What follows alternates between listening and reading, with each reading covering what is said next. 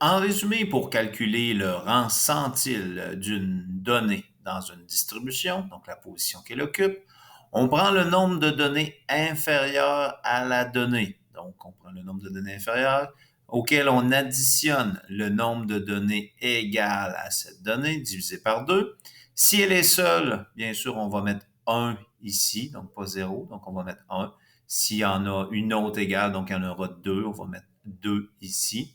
Donc, nombre de données égal, on compte toujours la donnée dans la distribution ici pour faire ce calcul. Et on divise par mon nombre total de données. Une fois tout fait ça, on multiplie par 100. Le rang centile est toujours arrondi à l'entier supérieur. Donc, toujours à l'entier supérieur.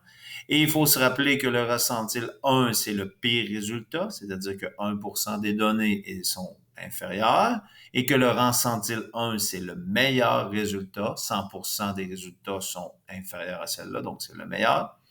Et puis, on peut utiliser cette formule du rang centile pour retrouver des données à partir du rang centile.